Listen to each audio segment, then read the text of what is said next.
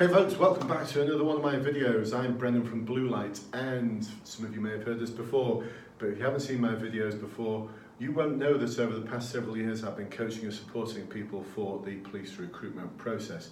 A good 3,000 plus people are in the police now as a result of my support. Wow!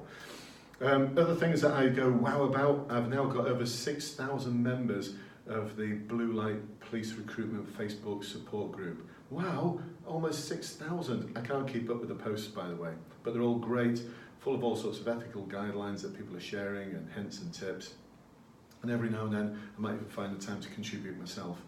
So if you'd like to join that group, the link is in the text below. If you're watching this on YouTube or Facebook, don't say, "Can I join the group, please?" Especially if it's YouTube, because Jiggly Diddly means nothing to me. Someone had a name of something like Jiggly Diddly recently and said, can you add me to the Facebook group?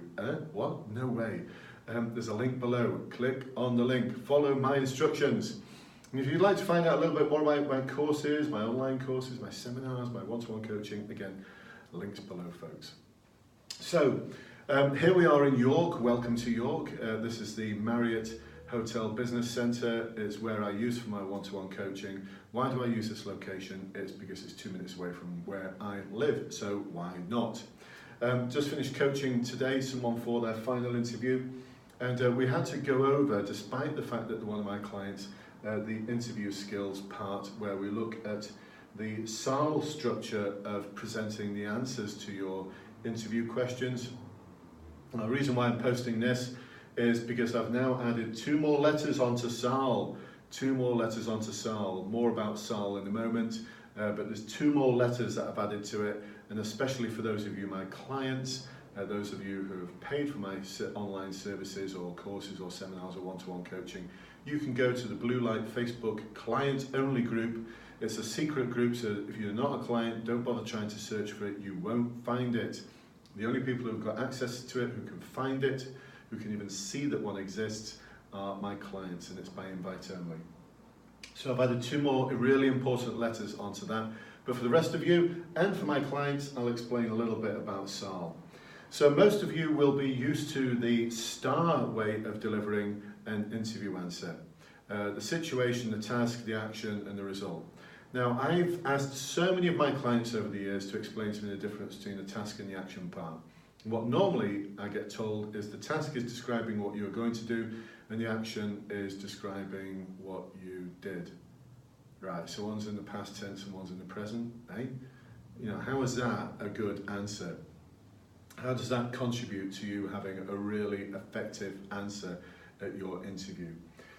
So the only reason I think they call it the STAR model is because it spells a word and it's just convenient. For me, I'd like to debunk it completely using my SAARL model, or the SAARL plus 2 letters version that some of you are going to find out about very, very soon. So first of all, we describe the situation, we set the scene. Some of you may have seen some of my videos before where I talk about telling a compelling story.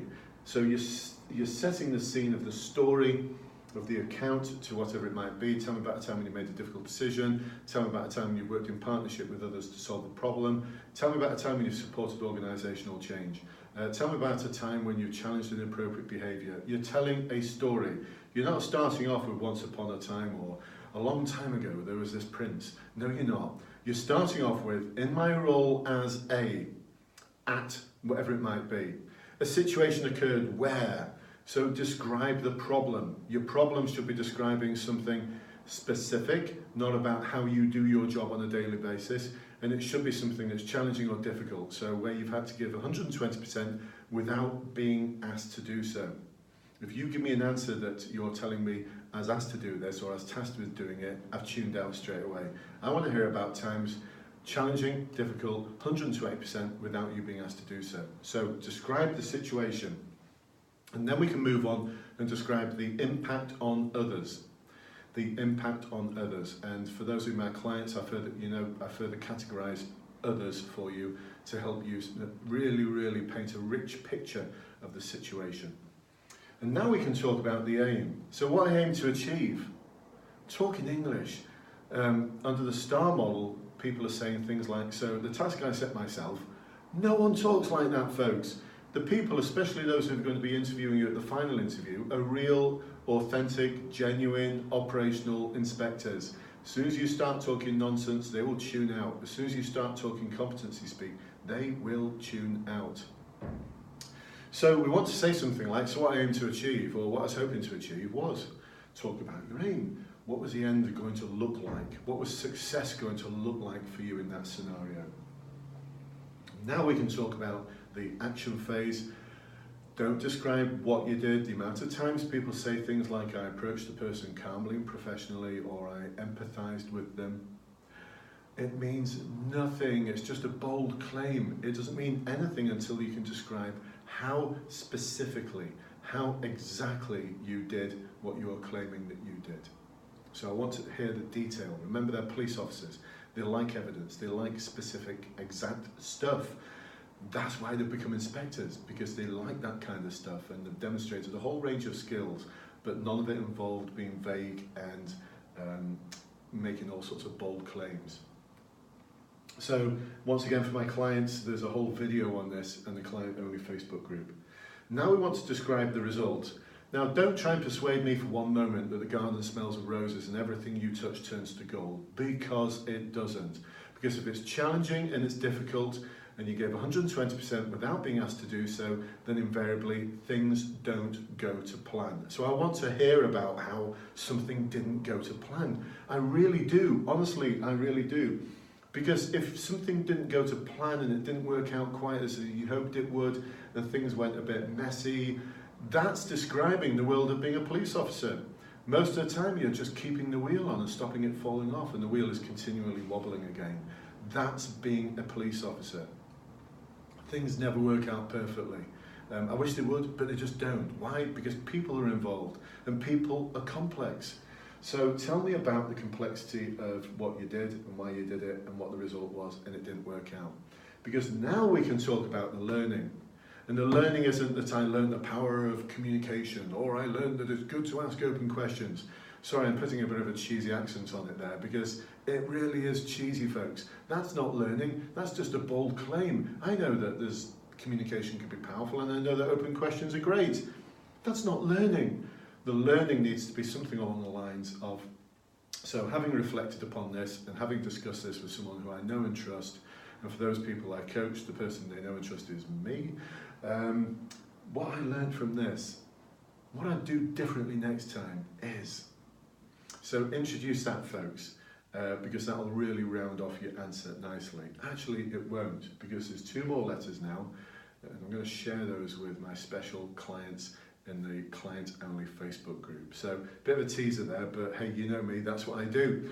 If you'd like to find out more about what those 2 letters are, then please do sign up for one of my courses. No, that sounds cheesy as well, doesn't it? So my apologies for that, cheese alert.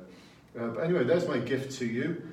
Start squaring off your interview skills, and for goodness sake, practice, practice, practice. Donald Pleasance said, the famous actor, that the hard work is in the rehearsal. So rehearse, rehearse, rehearse. And don't rehearse talking to yourself, that's no good. You need to be rehearsing in front of real people, sitting across a desk from you.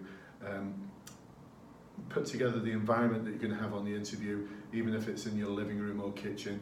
Try and create that environment in every shape or form you can, and make it formal. Glass of water on the table, notes not all over the place. Don't have a pen there, because on the day you won't have a pen, and if you've got a pen in your hand you will fidget with it, because I'm always telling my clients, put the pen down, put the pen away, put all those papers away, stop reading off stuff. It's got to be in your head. So hope you found this useful, folks. Practice, practice, practice, rehearse, rehearse, rehearse. And I'm not talking about rehearsing it 1 or 2 times, I'm talking about far more than that. Get your answers well rehearsed, well practiced. So I hope you like this video, folks. Until next time, it's Brendan from York saying goodbye. Hope to see you here soon, or at one of my seminars or venues across the country in the near future. Bye for now.